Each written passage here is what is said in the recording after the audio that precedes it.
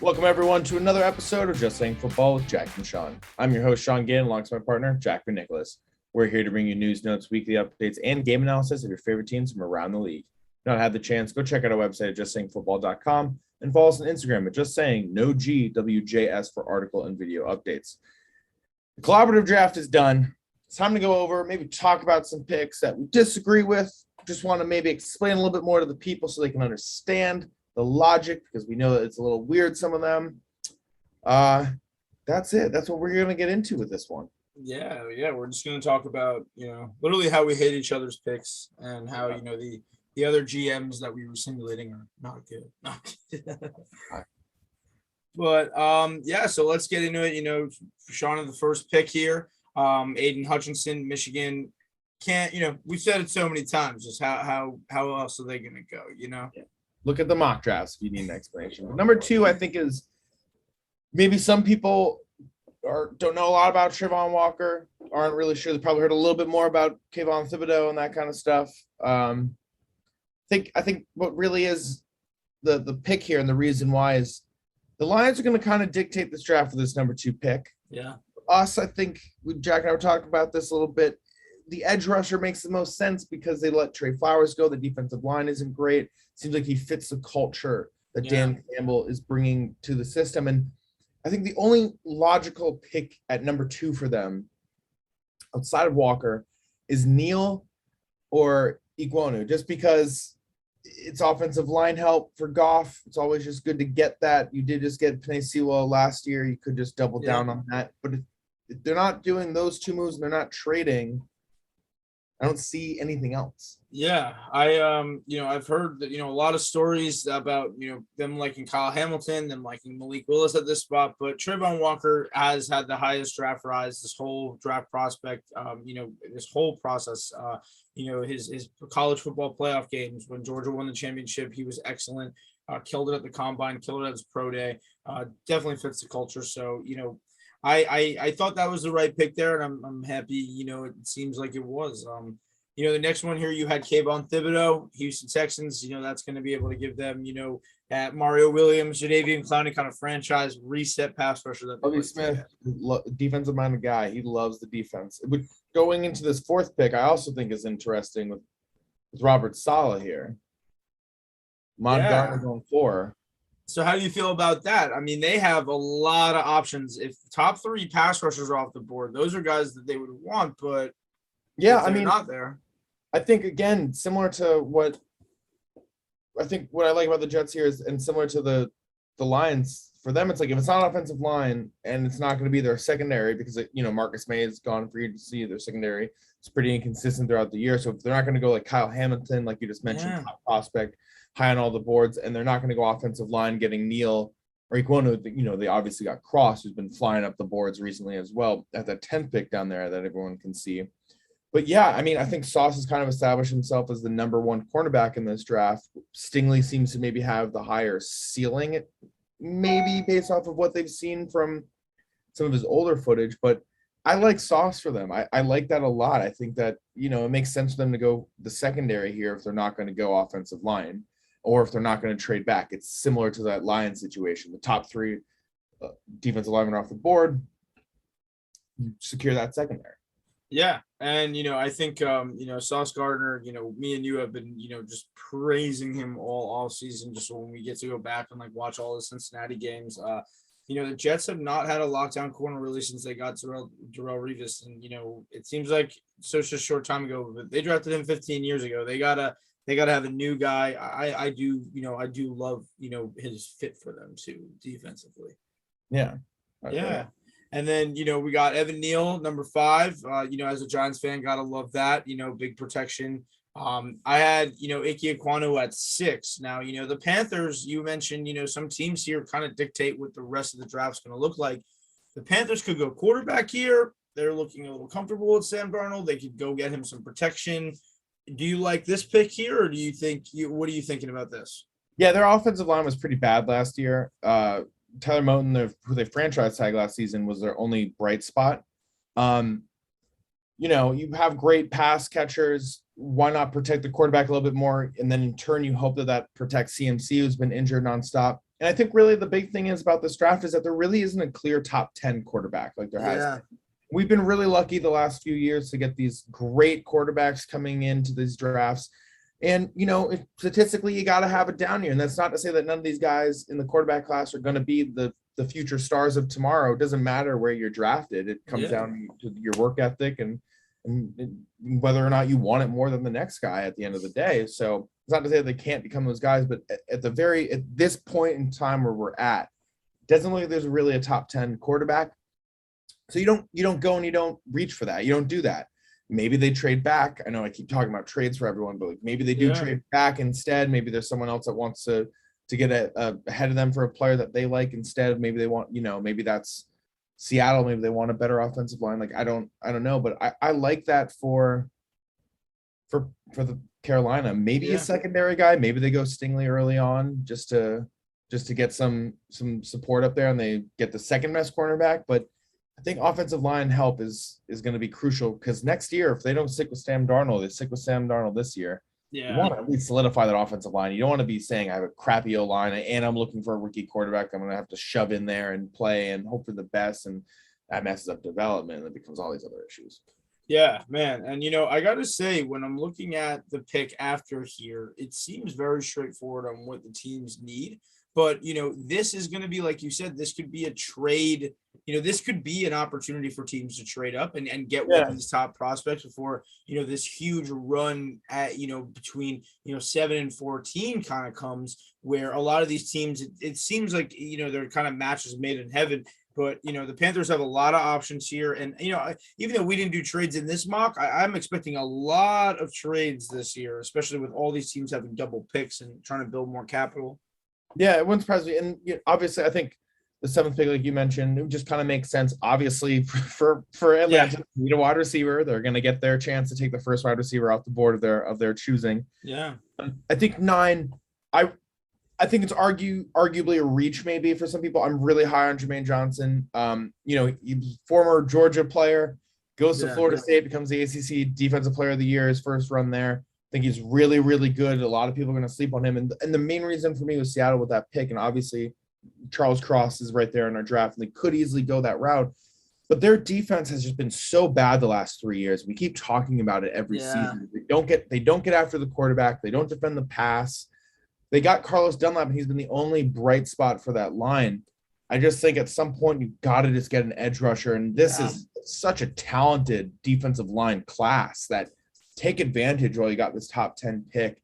Go for a guy like Jermaine Johnson. I really think that he can be an anchor for a defensive line for years to come. Yeah, I love Jermaine Johnson. You mentioned a little there too, Charles Cross. Depending on what happens with Seattle here, I could see these 9 and 10 picks flipping. I could see Charles Cross going and Jermaine Johnson going to the Jets. Both teams have a lot of needs, to fill. And I did love this pick here. You go high upside, high athleticism, a leader. That's everything everybody talks about with Jermaine Johnson, is that he's a leader. So Seattle needs that. They just got rid of their leader for 10 years, Bobby Wagner. And, you need a vocal leader in Seattle to win. Yeah, absolutely. Moving along. I mean, Washington, they just need some wide receiver help. I just got to talk about the Vikings. I love that pick, Stingley. I'd also love Sauce. I just personally, as a Vikings fan, if we're not going to get a cornerback, and we're not going to go after maybe like a Linderbaum and secure our interior offensive line, I hope that we trade back, and then grab a later cornerback instead. Personally, if we're not going to get one of those two guys, we need the help, but that's just what I want us to do. If we get Stingley, though, I'm going to be hyped. It's going to be him and Patrick Peterson. We're going to have like a small little LSU crew with him, JJ, and Patrick Peterson. So I will be looking forward to that. That's going to be fun. Yeah, and with this string of picks here, with the Vikings getting Stingley, at that point you had Andrew Booth going here at 13. The Texans are now in a position with, this pick to, get somebody as a lockdown franchise corner. Like you mentioned in the first video, it's a position of need for them. They kind of have needs all over the defense, but this is a very high upside thing, lockdown corner. You need that when you're playing, in this AFC division, it's only going to get stronger. You got to play AJ Brown twice a year. And that's always a big problem for the Texans. Yeah, and again, for me, it was just Lovie Smith is just such a defensive-minded guy. I think that they're willing to sit with Mills for a year. Quite honestly, I Yeah, don't think they're trying to rush this rebuild at all. It seemed like they were trying to do that a little bit last year, and it ended up blowing up in their face. I just think you double down on the defense, you get that solidified. It's always a good thing going forward. totally. And we had a great great string here. We got a couple of Saints picks, couple of Eagles picks. Jordan Davis going at 14. Jamison Williams, get a little Alabama vibe, like Sean mentioned. We got Chris Olave here, Like, Trevor Penning, George. Now we got 19 and 20. I believe that Malik Willis or Kenny Pickett could maybe go to the Saints here. Sean had Devin Lloyd, pair him with Demario Davis, and that's going to be a deadly defense. They already got a wide receiver to help their current quarterback Jameis Winston. Do you think the Saints could go quarterback here? You feel good with Lloyd anchoring that defense for the long term? I feel good with him anchoring the defense. They signed Wentz to that 2-year, $28 million deal, 21 guaranteed. He's there for a year.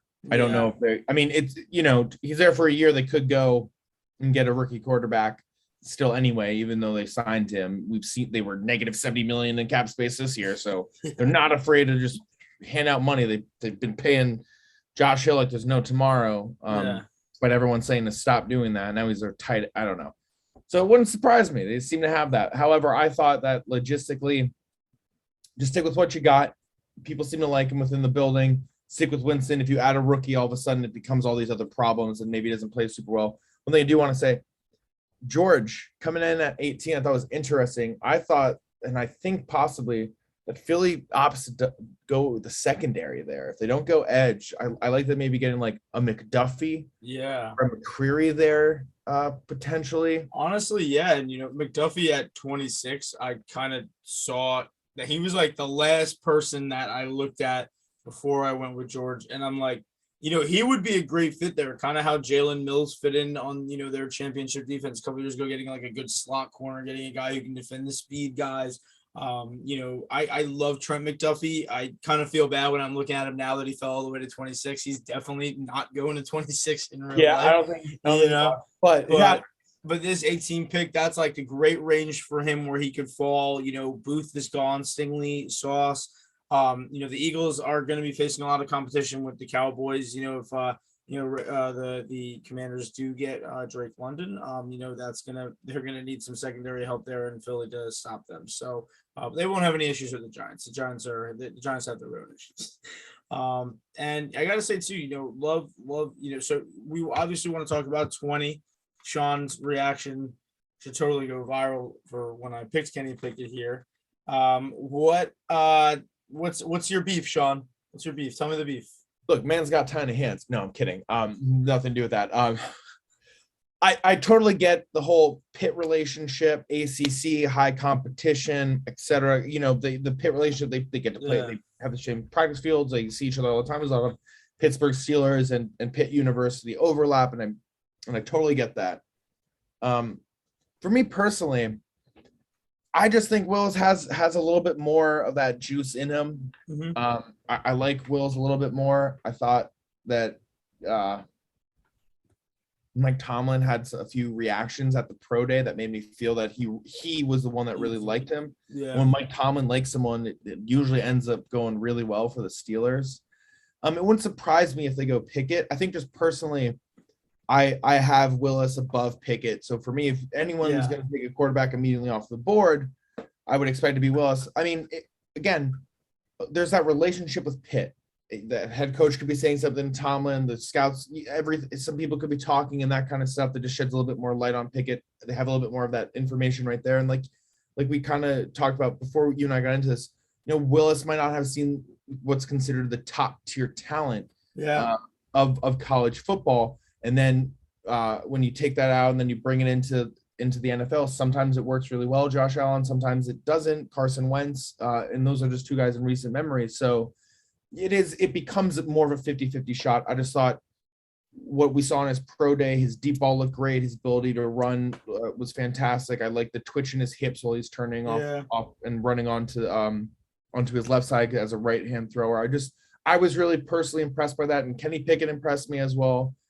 I just really like Willis. Yeah. He's a my guy, so I like him a little bit more. Yeah, and no disrespect to Willis, it's kind of how the cards fell here. Just kind of like with Pickett for me, I don't know. It seems like he just is a little more priority. But like you said, I mean, with the weapons they have in Pittsburgh, I think either of these guys could be successful. And the cool thing too during the draft process, they've been like everyone's like, who's going to go number 1 overall, and they kind of joke around, Malik Willis and Kenny Pickett. So, there's just support kind of all around between these quarterbacks. So I'm sure, I would be happy with whoever goes first. I just see this situation here. Kenny Pickett's a big guy. He reminds me of, way more mobile, Big Ben. And then you have kind of that. Doesn't change your system too much. But they're going to, I think that, like last year, we knew they were getting Najee Harris and they were all the way to 24. We know they're going quarterback. Yeah, that's for sure. Just keeping going, 21 I like for them. I just want to say one thing about Treylon Burks, and I've had this in some of my mocks. I want him with Andy Reid and Eric Bieniemy in KC really badly. And that was even before the Hill trade. I think Burks makes a lot of sense going to Green Bay. Obviously, Devontae Adams is no longer there. Thank you, God. Thank you, fantasy gods. Thank you, football gods. Thank you. So obviously that's a position need. Our, Alan Lazard isn't necessarily a wide receiver 1. Sammy Watkins isn't necessarily a wide receiver 1. So it makes sense that Burks goes there. I just want to let it be known. If he goes to Kansas City, I love that for Kansas City.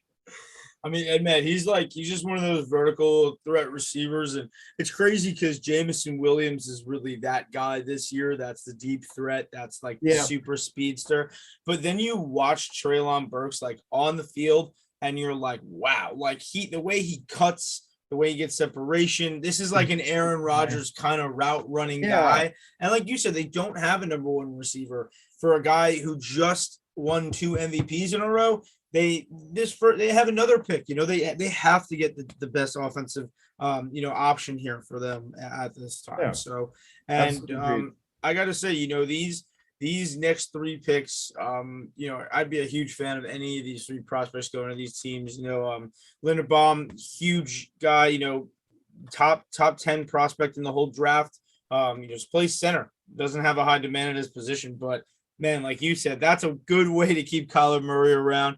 Keeping Dak Prescott off his feet is a great, on his feet is a great thing. Kenyon Green's going to help with that.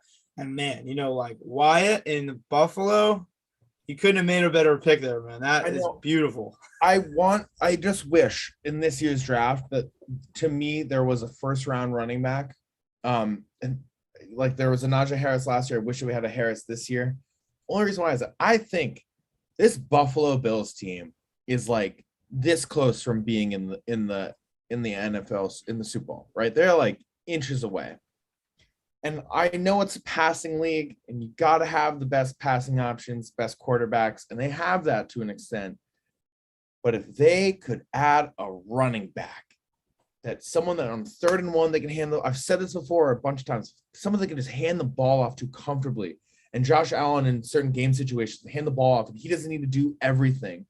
I think that this makes this Bills team 10 times better, 10 times scarier if they can do it all. They don't run the ball through their running backs very well. They run the ball through Josh Allen very well. Yeah.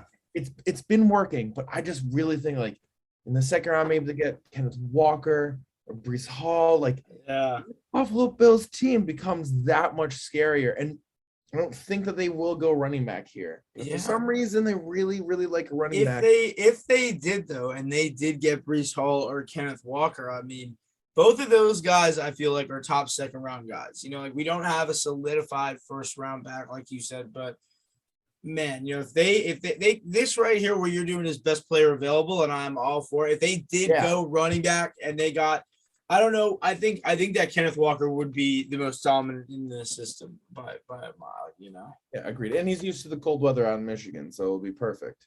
Oh, geez. Coming into Buffalo. One more thing, Trent McDuffie, 26. I like that for Tennessee. I also could see them maybe going Zion Johnson here after they let Schofield go in free agency. Just want to let it be known. It wouldn't surprise me. CB cornerback makes a lot of sense to me. Offensive line also makes a lot of sense to me for them. Yeah, and they kind of need like both really bad. I think that McDuffie here is kind of like Caleb Fairley, where you get a high ranking corner that kind of drops in stock and you Falls have in a your low lap. pick. Yeah, falls right in your lap. So, but as we said before, I think McDuffie, like he could go maybe as high, as 18, maybe even something higher. Like, if I'm looking at it, maybe, if something crazy happened, he could go to the 15th pick here, or even 13. Like, I've seen a there's few lot of mock drafts options. that have the Vikings going after him at 12 even. So Yeah. this is going to be an interesting draft for sure. Now, of course, we got to talk about 27. 27. So 27, obviously, like you mentioned, not a long-term backup.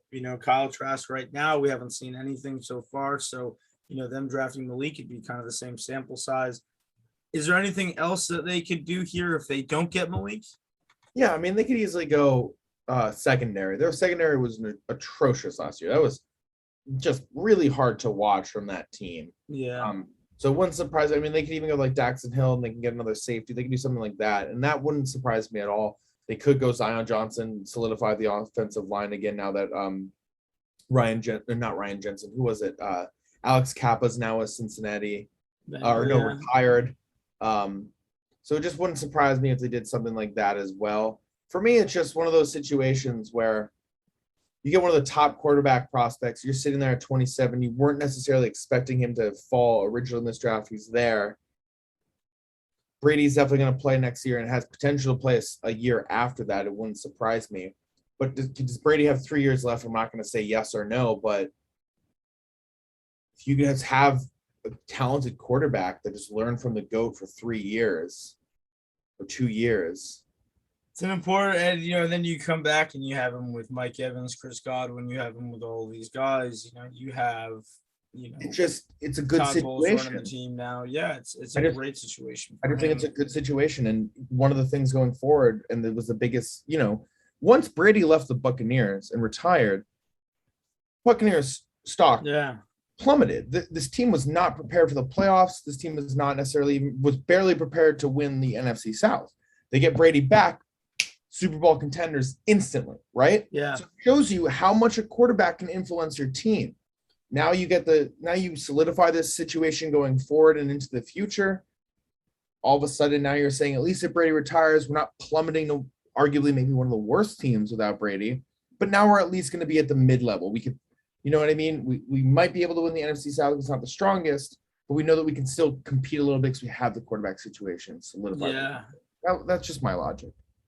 Yeah, no, I mean, I think that's airtight, when you're looking at it like that. When you're looking at the fact that they got a reality check of what it's like without their quarterback, maybe they do want to just go and get a guy that, as we know, may need a year to get adjusted to the pro game.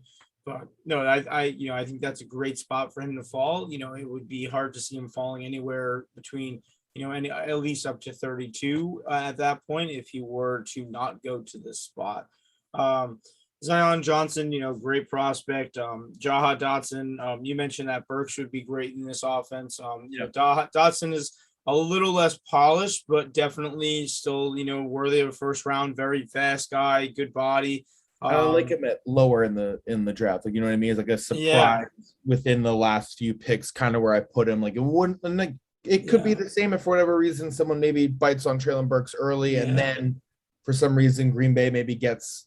I was going to say I could even see Green Bay maybe jumping on Zion Johnson at 22 so that, or maybe Tyler Linderbaum before, there's a large run of interior linemen, and then being able to maybe get the best, wide receiver at the end there as well.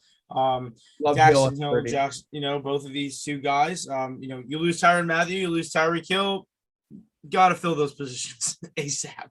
Yeah, you have to. And Kyrie Elam, like you mentioned, Eli Apple is one of the top corners in Cincinnati. Probably go get another corner. And I do want to say, it wouldn't surprise me. I mentioned in the video, wouldn't surprise if they go like Boy Mafe, maybe, and give Trey Hendrickson some help on the other side coming after the quarterback. That wouldn't be out of the question to me. For Cincy, I don't think that they're going to go at any position on the offense until the later rounds. Quite honestly, they spent a lot of money in free agency on that offensive line. Excited to see how that looks. And obviously, their pass catching options are fantastic, and their running back room is great. And I guess they have a good quarterback too. So little bit, yeah, Joey Burger. But Yeah. a team that right here, the last one, David Ojabo. I mean, the Lions. I just want to mention, we were talking about what they could do at 2. They go get Trayvon Walker in this draft, so they go with high athleticism, high ceiling. I think they do the same thing, here, but I would not be shocked if the pick here with the 2 quarterbacks off the board is Desmond Ridder. Like, a lot of people are loving him. He is going to take a second to get ready, but once he is adjusted to the pro game, it's going to be huge. And Jared Goff is on 1 year left, but it is an expensive one. And the Lions are going to be looking to kind of build a team around a young quarterback when they have their financials in order 2023. So, Ojabo makes sense to me here, but now I'm looking back, I do kind of wish I gave them a quarterback since they don't get Willis or Pickett here. Yeah, and I think that, I mean, they do have the second pick in the second round, so that could be like maybe they're thinking we don't need to even worry about getting a 5th-year option, paying big money for a quarterback. Yeah, so second round quarterback, worry about financials like that, like you said, paying Goff this big contract. Want to be paying quarterbacks big contracts for a while, but I think at 32 also it's one of those things where any quarterback all of a sudden he comes up for grabs that isn't already taken. So if Wills is gone and Kenny Pickett is gone or one of the other guys is gone, I think the Lions could out of nowhere just grab one of those younger guys at 32 and just say we don't even want to worry about it. Yeah, and they have the pick 4 picks later in the second round. They could go get somebody else for that guy or get a Ojabo there too. They have a lot of capital. I like also if they were to go sign out of Georgia, the safety Louis Sign. That wouldn't surprise me if they also did that and get the safety. And then, like you said, they could go Ojabo, go quarterback just a few picks later in the second round. But yeah, I mean, I think the Lions are in that position weirdly enough at 2 and 32 where they could do a lot with these 2 picks, considering that it doesn't necessarily look like a lot of quarterbacks are going to go in this draft necessarily. Originally, it looked like a lot of quarterbacks are going to go. But then some trades happened and some things got moved around and all of a sudden it's changed. But one thing we should also just mention, Seattle, that could be, they could go totally out of nowhere and grab Pickett. Yeah. Like, you know what I mean? And I think same thing with Willis too. That's definitely a spot. Before the Russell Wilson trade went through, when Denver had this pick, me and you were both debating whether, Denver was going to be drafting a quarterback at time. And now that they have Russell Wilson, you'd have to assume, Seattle says they're all in on Drew Lock for the year, but I mean, you either go with Jermaine Johnson or you go get your future quarterback right now. Yeah. And again, I don't think Carolina will do this, but like 6 and 9, when those picks come up, those could be the picks out of nowhere. It's a totally out of left field. No one was expecting this to happen, and it happened. I think it's less likely in the top 5, and it, that percentage changes ever so slightly in the top 5 through 10, but it just, it's this year's draft is like every year, it's unpredictable. Yeah. It really is. It really is. It's one of those things where you have to have, a lot of, kind of instinct and reliability on what's going to happen with these trades. These people are going to get the pressure of, I got to move up and get this guy at this position I need.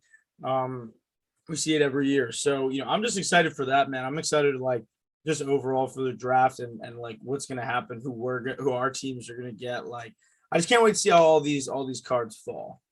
Yeah, I can't wait. I'm really looking forward to it. We're just a few days away at this point from the draft, and that first round is going to be fun. It's going to be interesting, and we'll see how this stacks up once it actually happens. I'll be curious to see, do we pick really well, or do we have no idea what these GMs are thinking and we just, didn't pick great? So we're going to find out. And what is it? Today is Saturday. We're going to find out in 5 days. So wow.